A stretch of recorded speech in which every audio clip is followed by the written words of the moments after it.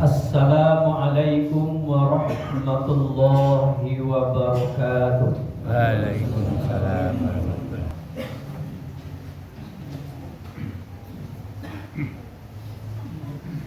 Alhamdulillahi rabbil alamin. Wa bihi nasta'in ala umuri dunya waddin. Asyhadu an la ilaha illallah wahdahu la syarika wa asyhadu anna Muhammadan abduhu wa rasuluh sallallahu alaihi wasallam la nabiyya ba'dah. Allahumma fassalli wa sallim ala hadzal nabiyil karim wa ala alihi wa sahbihi ajma'in. Ittaqullaha haqqa tuqatih wa la tamutunna illa wa antum muslimun. Faqala Allah ta'ala fil Qur'anil Karim, A'udzu billahi minasy syaithanir rajim. Bismillahirrahmanirrahim. I'lamu annamal hayatud dunya la'ibun wa lahu wa zinatun wa tafakkurun bainakum wat-takatsur fil amwali wal awlad. Kamathali ghaythin a'jabal kuffara nabatuhu thumma bahih fatarahu musfarran thumma yakunu hutama. Wa fil akhirati 'adzabun syadid wa maghfiratun min Allah wa ridwan wa mal hayatud dunya illa mata'ul ghurur. Shadaqallahul 'azim. Kita berlindung kepada Allah dari godaan syaitan yang terkutuk dengan menyebut nama Allah yang Maha Pengasih lagi Maha Penyayang. Ketahuilah olehmu, sesungguhnya kehidupan di dunia itu adalah bagaikan sebuah permainan dan senda gurau.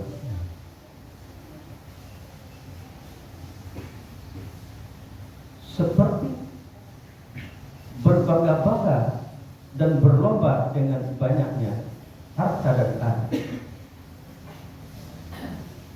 Bagaikan seorang petani yang kagum dengan tumbuhannya yang menghijau, disiram oleh hujan. Kemudian tumbuhan yang mengagumkan itu,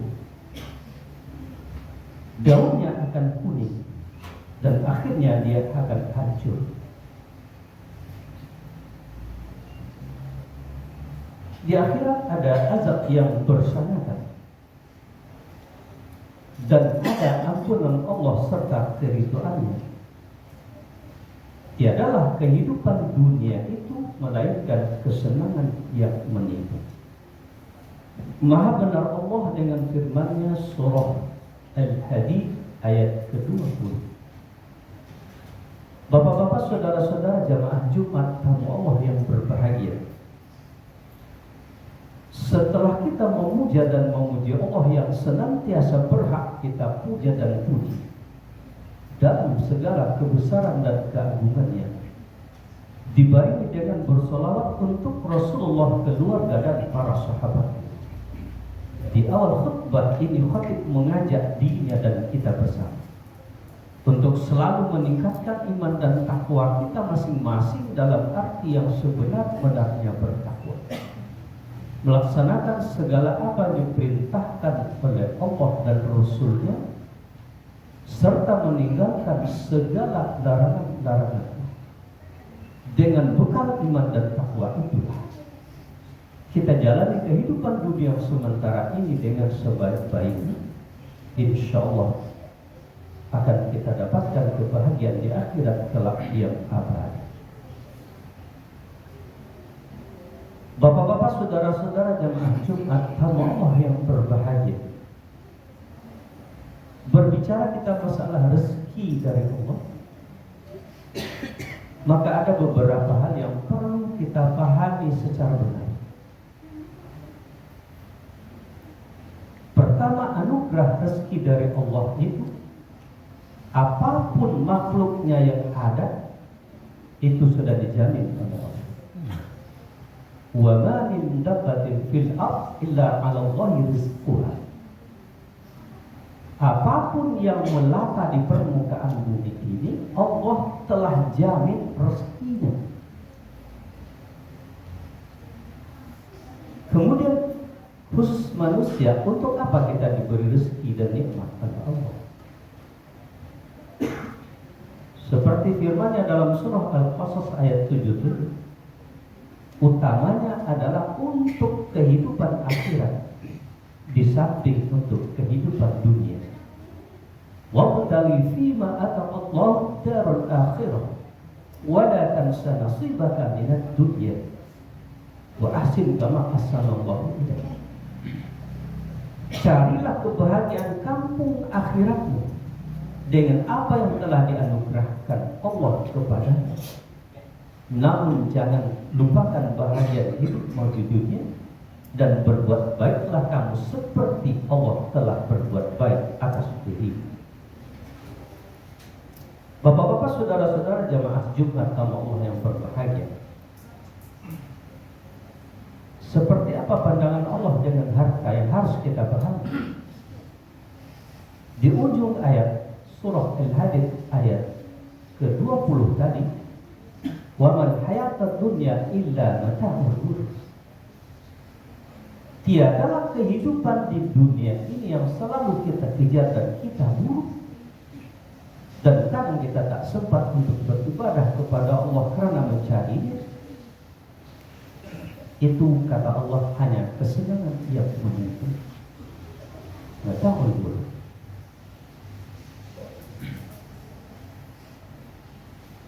Di dalam Al-Kahfi ayat 46, innama amwalukum wa auladukum al-mal wal ban wa zinatul hayatid dunya. Harta dan anak itu hanya perhiasan hidup di dunia. Dalam ayat yang lain adalah begini, innama amwalukum wa auladukum fitnah.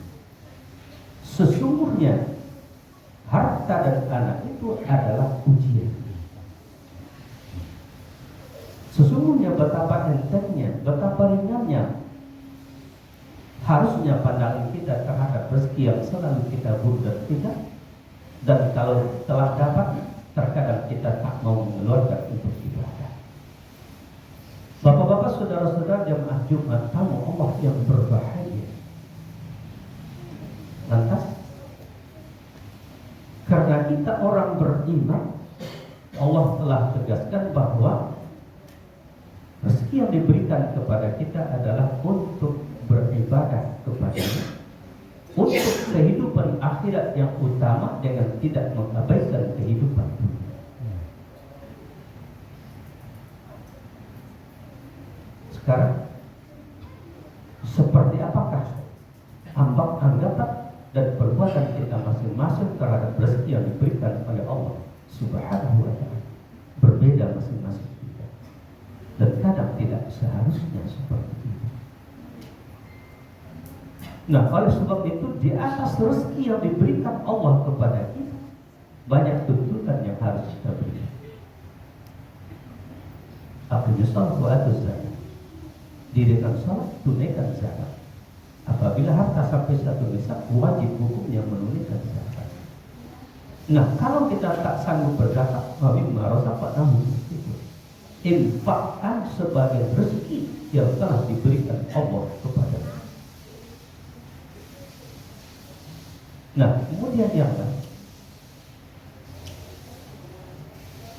beberapa hari lagi kita akan sampai kepada hari raya Idul Kurban.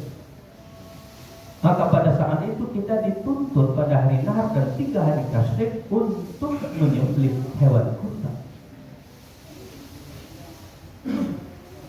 Masih banyak persepsi kita yang salah tentang kurban.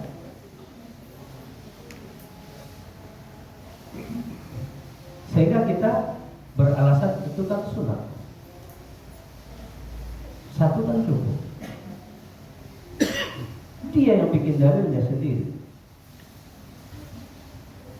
Inna a'tainaka al-kautsar, sesungguhnya kami telah berikan kepadamu nikmat yang sangat banyak. Fasalli li rabbika wanhar. Salatlah dan berkurbanlah. Nah, tidak banyak orang yang mau melakukan korban, padahal itu adalah tuntutan Allah. Apa contoh dari Rasul kepada kita untuk berkorban?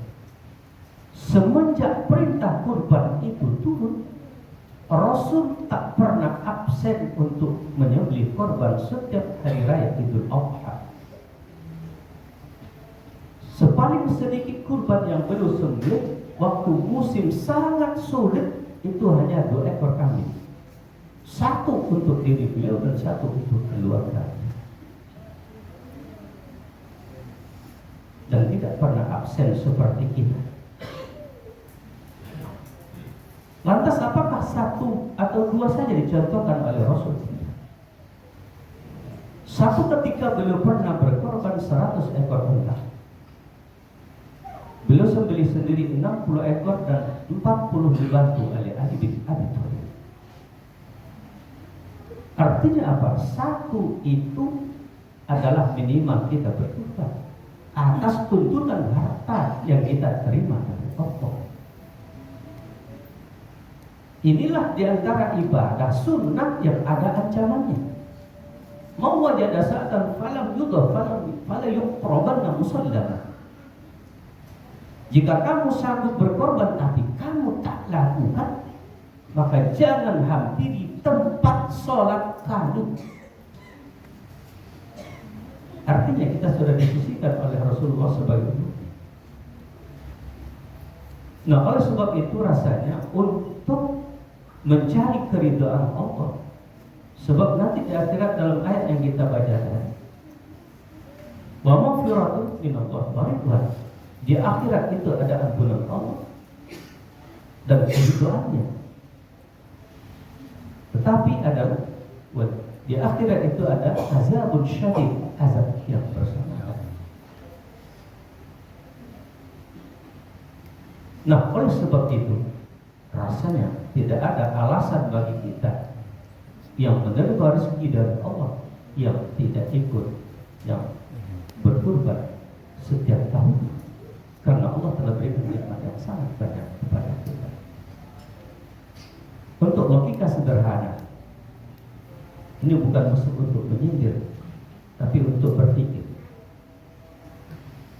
Seandainya ada satu orang yang merokok, menghabiskan 50.000 sehari, malah lebih, dan itu 1 bulan 1.500.000 dan 1 tahun 18 juta. Seandainya ada di lingkungan kita 100 orang yang merokok, 1 tahun itu adalah 1,8 miliar.